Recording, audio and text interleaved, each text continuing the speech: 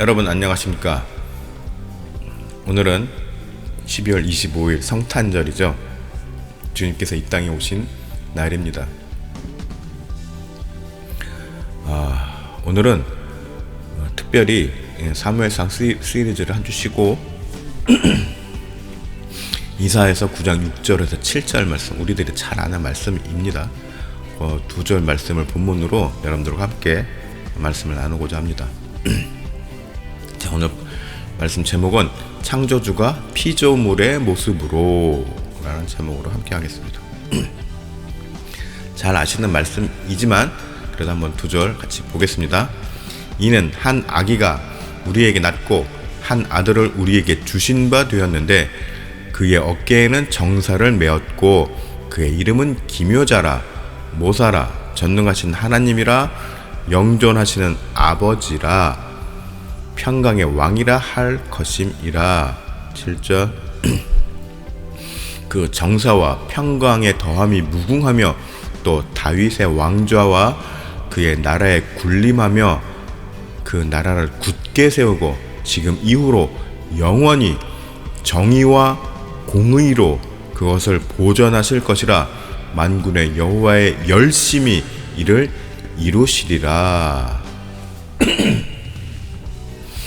네, 좀 전에도 말씀드렸지만 올해도 어김없이 성탄절이 돌아왔습니다. 그런데 자, 이제 나이를 먹으면서 맞이하는 성탄절은 어떻게 설레임보다는 점점 더 삭막해져가는 느낌이 강하게 다가옵니다. 예전보다 거리에 캐롤도 많이 안 들리는 것 같고, 더 방송도 예전에는 크리스마스 시즌이 다가오면 벌써 12월 초부터 막 방송에서 예수님이 생애 영화 이런 것들 많이 했는데 요즘에는 전혀 그런 거 없습니다.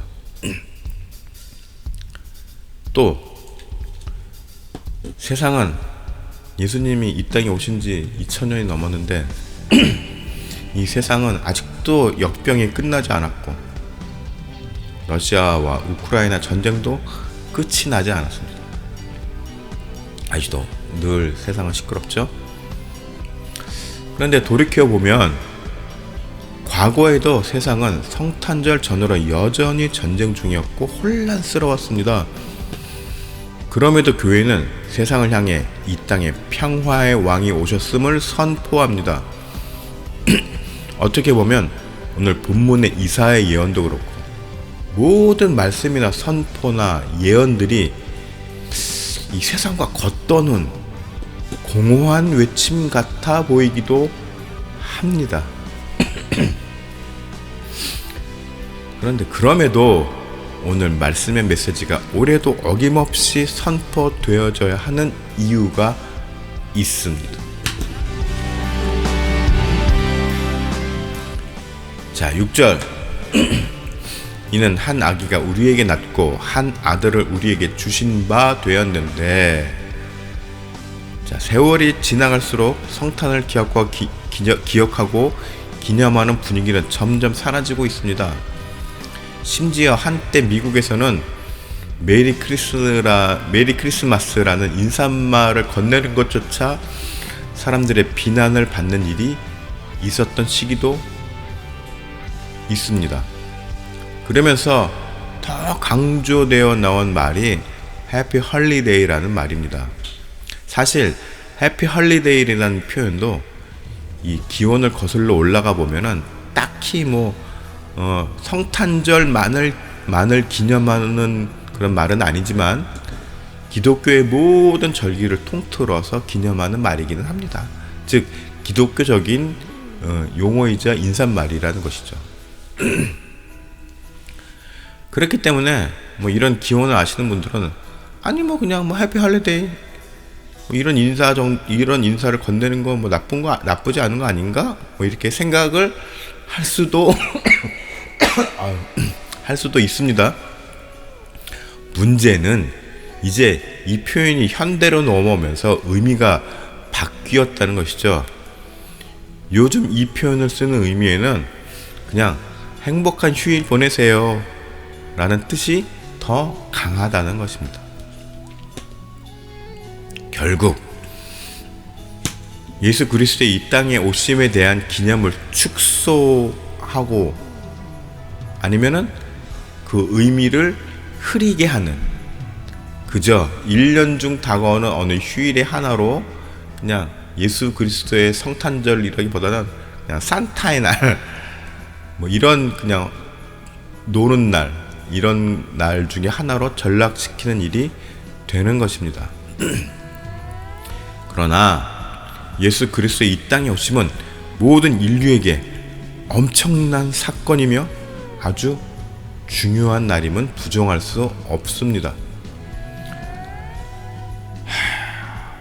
그럼 도대체 어떤 이유로 예수 그리스도의 오심이 중요하다는 것일까요?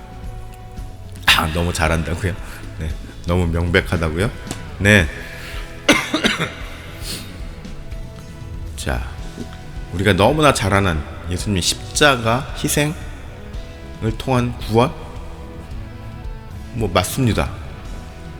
하지만 그것만으로는 100% 이유로 충분하지 않습니다.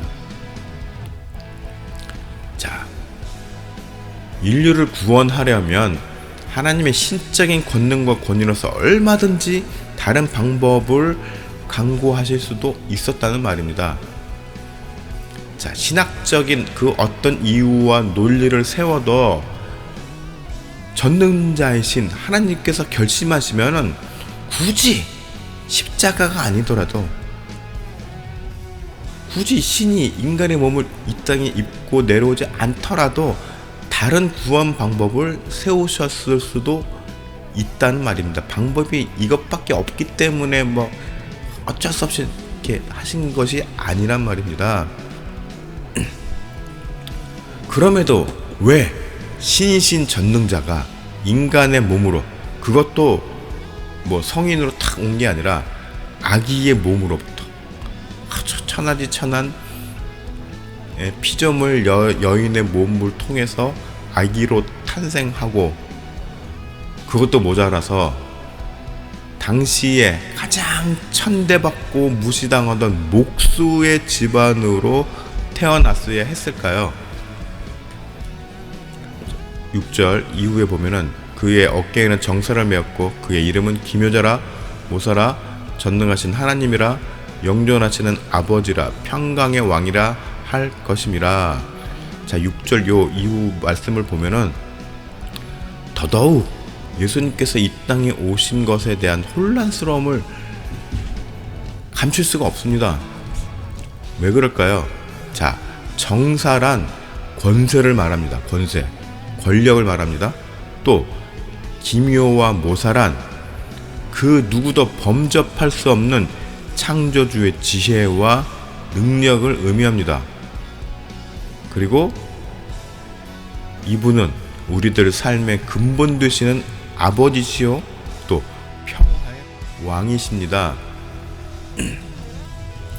그런데 정작 예수 그리스도는 이사야의 예언과는 사뭇 차감이 다르게 이 땅에서, 물론 또 이사야 예언 중에는 예수님의 모습이 행색이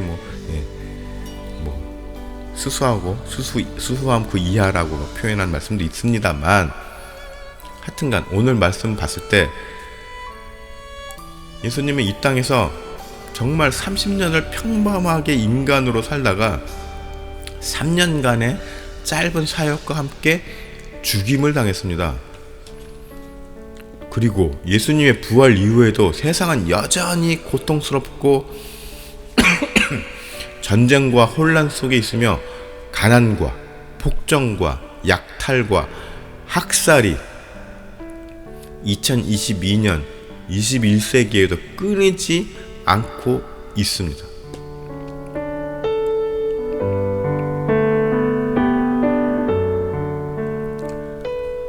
본문의 이사야의 예언이 머쓱할 정도로 바뀐 것이 없다는 말입니다. 세상이. 그럼 많은 믿지 않는 사람들도 그렇게 이야기를 하죠. 네. 그럼에도 교회는 성탄절을 축하하는 각종 행사와 예배로 기쁨을 선포합니다. 네. 물론 우리는 예수 그리스도의 오심과 십자가 희생에 대한 모든 의미를 알고 있습니다. 그런데 그렇다고 이렇게 선포하고 기뻐하며 성탄절을 보내면 되는 것인가요?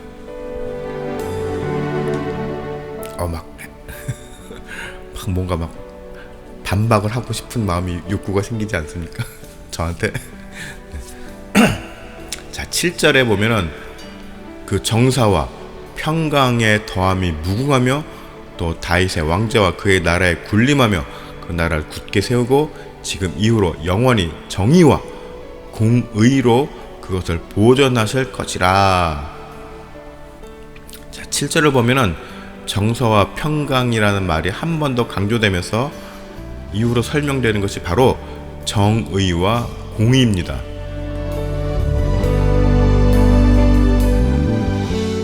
그런데 예수님께서는 3년의 공생의 기간에 정의와 공의를 완성하지 않으셨습니다.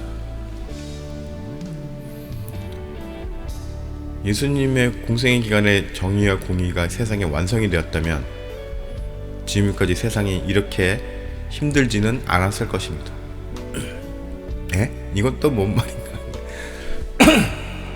예수님 이전까지 문자로만 혹은 선지자의 선포로만 외쳐지던 정의와 공의를 예수님의 공생의 기간 동안 자신의 삶으로 또 행동으로 외치신 것입니다. 즉 예수님은 정의와 공의를 완성하러 오신 것이 아니라 보다 확실하게 선포하러 오신 것이고 그것을 삶으로 실천하며 우리들에게 매뉴얼로 남겨주신 것입니다. 자, 세상이 아직도 힘들고 어지럽습니까? 그것은 현재의 우리가 또한 과거의 역사가 예수 그리스도께서 주신 그 정의와 공의의 매뉴얼을 온전히 따르지 못했기 때문입니다. 물론 우리가 또 과거의 역사가 예수 그리스도의 삶대로 온전히 따랐어도 세상이 얼마나 더 좋아졌을지는 가늠하기는 쉽지 않겠죠. 하지만 중요한 점은 우리의 삶으로 우리 각자의 분량만큼 예수 그리스도의 정의와 공의를 이루어 가야 한다는 것입니다. 이건 제가 수시로 자주 말씀드리는 것이긴 합니다만 많은 목회자들이 예수 그리스도의 십자가를 말합니다. 그리고 예수님의 희생과 사랑을 이야기합니다. 그리고 그 사랑을 믿으면 그 사랑의 예수님을 믿으면 구원받는다고 하면서 구원의 확신을 요구하기까지 합니다. 뭐예요? 구원의 확신이 없으면 믿음이 없다고 단정합니다. 그래가지고 예전에 어느 그 유명하신 강사 장모님이 막 교회 돌아다니면서 집사님은 구원의 확신이 있습니까? 있습니까? 없습니까? 막 이렇게 하는 집회를 제가 본 기억도 있습니다. 구원의 확신이 없으면 믿음이 없다고까지 말합니다. 그런데 이것도 제가 자주 말씀드리는 겁니다. 워낙 중요한 핵심이기 때문에 수시로 우리는 각성해야 됩니다. 예수님의 십자가 희생은 막혀있던 구원으로 가는 길을 그저 예수님께서 열어놓으신 것입니다. 열어놓으신 것이에요. 그리고 그 구원으로 가는 길에는 정의와 공의의 십자가들이 널려 있습니다. 왜 널려 있을까요? 바로 우리가 그 길로 가면서 구원으로 가는 길로 가면서 널려 있는 그 정의와 공의의 십자가들을 우리가 짊어지고 가야 하는 것입니다. 그렇기 때문에 아무리 구원의 길이 열려 있어도 예수님께서 구원의 길을 열어 놓으셨어도 내가 결심을 하고 그 길로 가지 않으면 즉 정의와 공의를 외면하면서 예수님을 믿는다고 한들 그 사람은 구원의 길을 저버리는 사람이 되는 것임을 기억해야 합니다.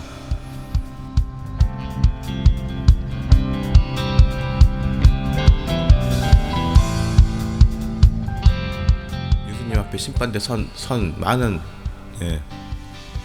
사람 신자들이 예수님, 저는 막 살아있을 때 막 이것도 하고 저것도 하고 뭐 예수님은 선포도 하고 막 이렇게 사역 많이 했습니다. 그런데 예수님이 나는 너를 모른다 이랬잖아요.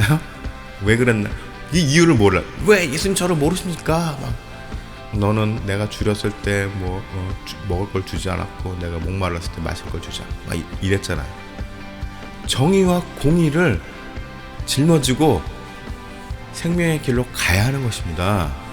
그런데 이 사람들은 정작 자기는 예수님을 믿었다고 하면서 정의와 공의의 십자가를 짊어지지 않고 외면하고 엄한 길을 가면서 자기는 구원받았다고 착각했던 것입니다. 자, 오늘 성탄절 많은 교회에서 예배드리고 많은 사람들이 성탄절 예배에 참석했습니다. 그러나 그 자리에 앉아있는 모든 사람들이 다 구원받은 사람일까요? 그거는 모릅니다. 대단히 죄송하지만 이건 또 저 혼자만의 생각이 아니라 이미 이 진리를 깨달은 많은 목회자들이 선포하고 있는 내용이기도 합니다.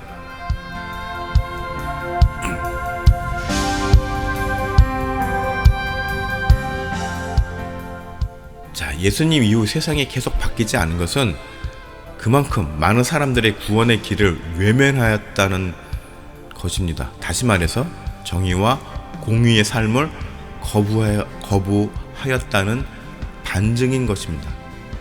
인류 역사가 그랬고 현재 우리들의 삶이 어쩌면 그럴 수도 있다는 것이죠. 자, 7절 후반절 만군의 여호와의 열심히 이를 이루시리라. 여기서 이제 여호와의 열심, 하나님의 열심이 나옵니다. 자, 세상은 우리들의 노력만으로 바뀌어지지 않을 것입니다. 네, 우리가 아무리 정의와 공의의 십자가를 짊어지고 열심히 살아간들 역부족입니다. 예. 그리고 그것을 그 누구보다도 하나님께서 이미 잘 알고 계십니다. 그렇기 때문에 하나님은 지금도 하나님의 열심으로써 이 세상을 매니지먼트하고 계십니다. 그러면 왜 예수 그리스도께서 자신의 삶을 통해 우리들에게 매뉴얼을 주시고 미션을 남기신 것일까요? 그것은 하나님이 인류에게 끊임없이 돌이킬 기회를 주시는 것입니다. 회개의 기회를 계속 주시는 것입니다. 네. 마음이 급하니까 또 믿고입니다. 자, 다시 말씀드리지만 예수님의 십자가 희생을 통해서 구원으로 가는 길은 열렸지만 그 구원의 길로 가기 위해서는 정의와 공의라는 십자가를 짊어지고 그 가이드라인을 따라 우리가 가야 합니다. 그리고 지금까지 하나님은 세상의 인류를 향해 단 한 명이라도 더 자신의 삶에서 죄악된 삶에서 돌이켜서 생명의 길로 향할 것을 촉구하고 계시는 것입니다. 바로 이런 이유로 하나님이신 예수님이 인간의 몸으로 오신 것입니다. 직접 몸으로 이렇게 살아야 돼 보여주시고 매뉴얼화 하신 것입니다.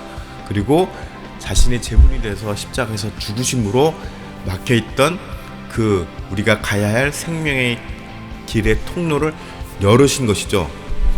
하지만 아무리 밥상을 차려 놓아도 자신이 떠먹지 않으면 소용이 없는 것이죠. 네.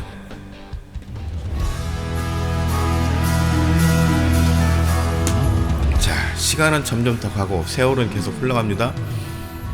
그리고 현재 살고 있는 모든 인류가 돌이킬 수 있는 기회는 점점 줄어들고 있습니다. 우리의 수명이 계속 줄어드는 것처럼 나이를 먹고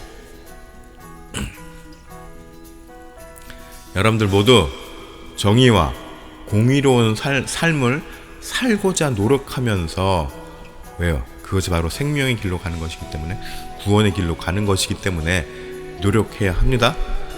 주위의 사람들에게도 권면하며 예수 그리스도께서 열어놓으신 생명의 길을 제대로 찾아가는 성도들이 되시기를 축복합니다.